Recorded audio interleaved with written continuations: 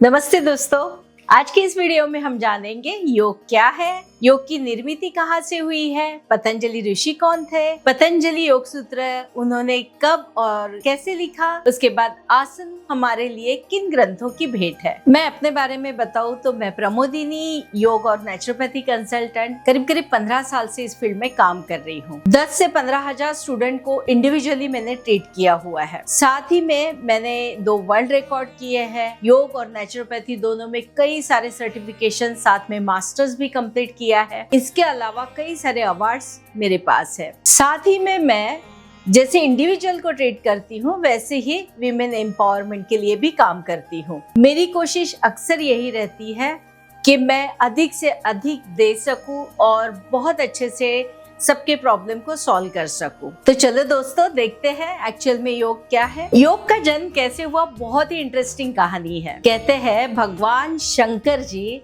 इन्होंने 7 ऋषियों में योग का ज्ञान बांटा। अब इन 7 ऋषियों ने पूरे भारत वर्ष में इसका प्रचार किया। समय के साथ जो प्रचार हुआ था वो लुप्त होते गया। अब जब लुप्त होते गया तो वो कहीं लिखा हुआ था, जैसे मंदिरों की दीवारों में, ताम्रपत्र में और ग्रंथों में और कई सारी जगह उसका ज्ञान ऐसे बट गया था। धीरे धीरे महर्षि पतंजलि ने उस ज्ञान को इकट्ठा किया और उन्होंने पतंजलि योग सूत्र का निर्माण किया। उसमें उन्होंने 4 पादों में उसको बांटा है। बहुत ही सुंदर तरीके से मनुष्य के जीवन को और अच्छा कैसे बनाया जाए, इसके बारे में उन्होंने बताया है। योग की जानकारी के बारे में हम ऋग्वेद, यजुर्वेद, अथर्ववेद, साथ ही में हम भगवत गीता, इनमें भी योग के बारे में बहुत सारी जानकारी मिलती है। तो ये हुई योग की निर्मित की बात।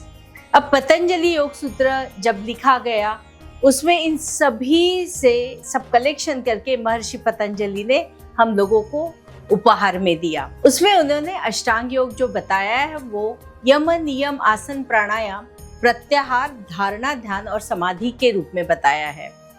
तो आसनों की संख्या या नाम आपको पतंजलि सूत्र में नहीं मिलेंगे। तो हमें आसन कहाँ मिलेंगे? आसन हमें हठ योग प्रदीपिका में मिलते हैं, घेरण संहिता में मिलते हैं, शिव संहिता में मिलते हैं।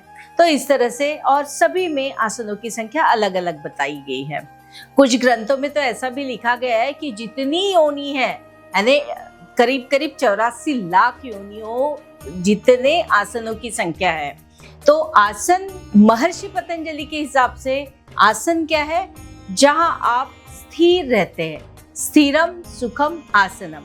जिस अवस्था में आप बहुत अच्छे से हो, बहुत कंफर्टेबल हो, प्रयत्न शैथिल्यम समापत्ति ध्यानम। और आपको कोई भी आसन की तरफ बढ़ना है या कोई भी पोजीशन की तरफ बढ़ना है तो आपको कंटिन्यूअसली उसके लिए प्रयत्न करना है। पहले ही सूत्र में उन्होंने बताया है हमें कि अथ योगानुशासनम, यानी योग एक अनुशासन है जो हमें नियमित रूप से करना है। तो पतंजलि योग सूत्र में हमें जो जो बताया गया है, अगर उनमें से हम 50 आज के इस युग में हम अगर 50% भी उस चीज को अपना सकते हैं तो हम एक बहुत अच्छी सेहत की तरफ जाएंगे।